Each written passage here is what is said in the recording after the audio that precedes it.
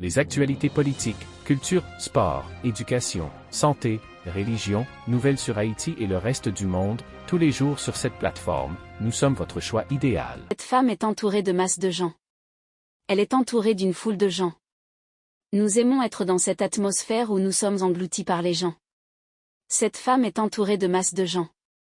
Personne ne la guérit. Les disciples étaient présents, la fondation de l'Église primitive, tous étaient autour. Ce sont eux qui sont devenus le fondement de l'Église et de la théologie du Nouveau Testament, mais aucun d'entre eux ne l'a guérie. En fait, ils l'ont totalement ignorée. Elle n'était même pas dans leur domaine. Ils ne regardaient même pas dans sa direction. Ils n'ont même pas remarqué le sort de cette femme. Le fait que vous soyez autour de personnes saintes ne vous garantit pas que vous obtenez des résultats divins. Le fait de courir avec des gens de grands noms ne vous rend pas plus grand. Marcher avec de grands hommes ne vous rend pas plus grand.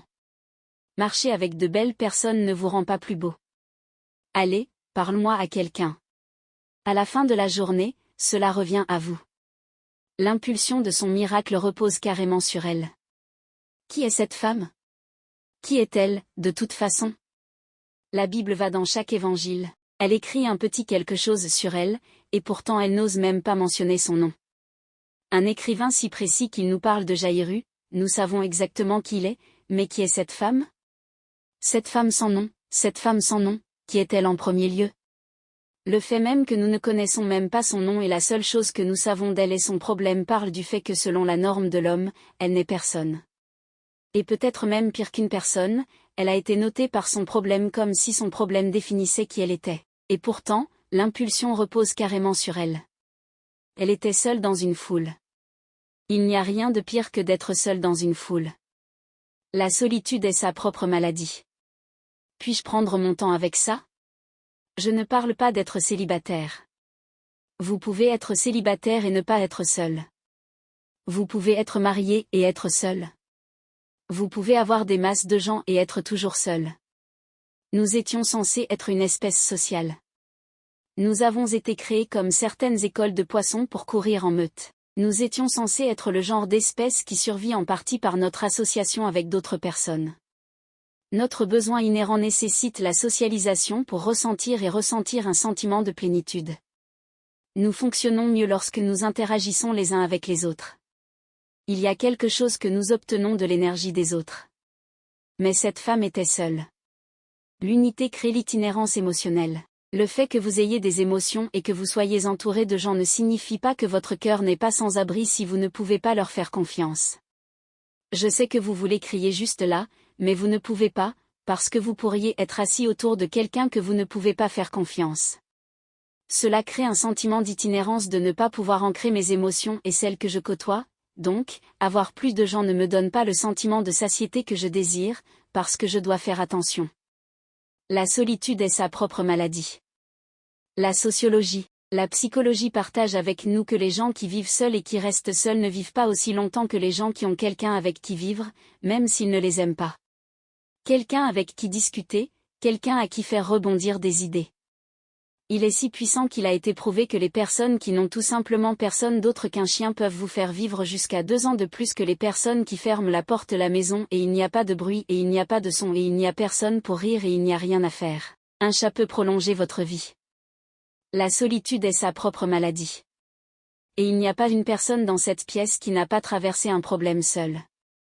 Au milieu des nombreuses constructions sociologiques, religieuses, politiques et personnelles, elle a été excommuniée de toutes, presque comme si elle avait une lettre écarlate sur elle.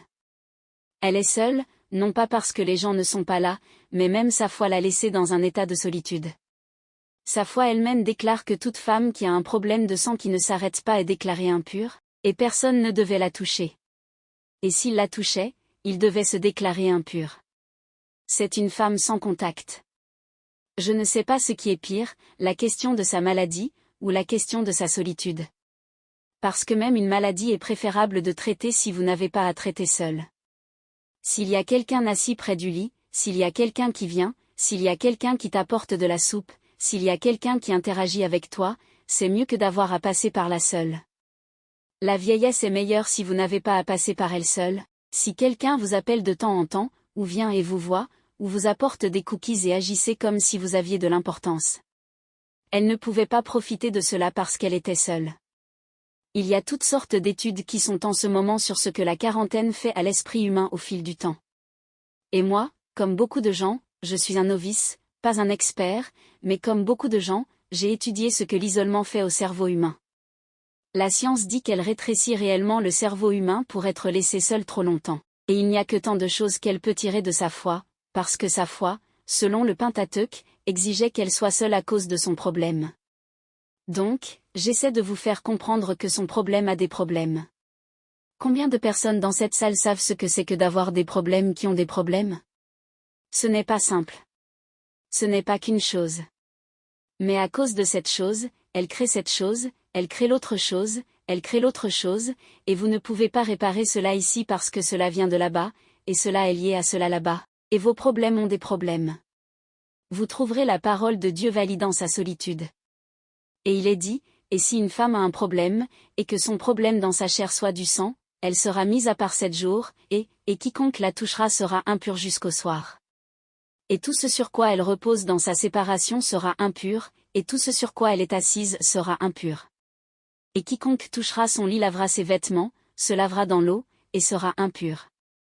Et quiconque touchera quelque chose sur lequel elle s'est assise sera lavé, lavera ses vêtements, se lavera dans l'eau, et sera impur jusqu'au soir. Et si une femme a un problème de sang plusieurs jours après sa séparation, ou si cela ne s'arrête pas, ou si elle va au-delà du temps de sa séparation, tous les jours de la délivrance de son impureté seront comme les jours de sa séparation. Elle sera impure. Tu entends ce que je te dis? Vous voyez, ce n'est pas faux. C'est normal, c'est nécessaire, c'est sain pour elle d'avoir un problème. C'est comme ça que le corps se recycle, c'est comme ça que la femme a été conçue, ça fait partie de sa capacité à être porteuse d'enfants et à accoucher. Il n'y a rien de mal pour elle d'avoir un problème. Le problème est que le problème n'est pas censé continuer. C'est censé être un cycle, aller et venir, et aller et venir, et aller et venir, mais que savez-vous quand quelque chose devrait disparaître, et il est toujours là? Il est naturel d'avoir du chagrin quand vous perdez quelqu'un, mais que faites-vous quand le chagrin dure trop longtemps? Certaines choses qui peuvent arriver dans votre vie à une saison particulière sont censées se produire dans votre vie, mais vous ne voulez pas qu'une saison dure trop longtemps, pas même une bonne saison. Vous ne voulez même pas porter des fruits tout le temps. Ce n'est pas bon de porter des fruits tout le temps. La raison pour laquelle nous avons des saisons dans la terre est pour que le sol puisse se reposer et pour que l'arbre puisse se reposer.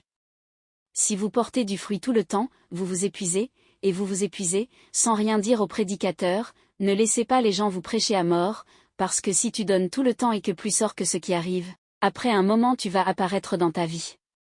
Un mot aux femmes de cette pièce. Si tu donnes à d'autres personnes tout le temps et que tu n'as pas de temps pour moi, après un moment maman s'épuise.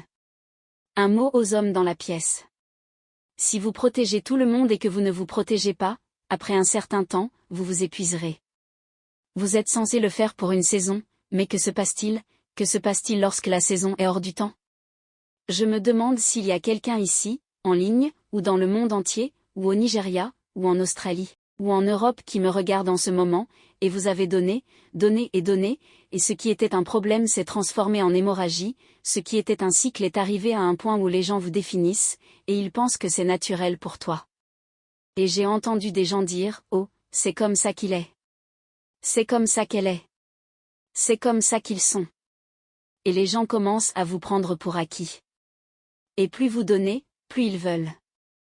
J'aimerais qu'il y ait quelqu'un ici qui comprenne de quoi je parle. J'aimerais qu'il y ait quelqu'un ici qui se lasse de donner, de donner, de donner, de donner, de donner, de donner et de donner.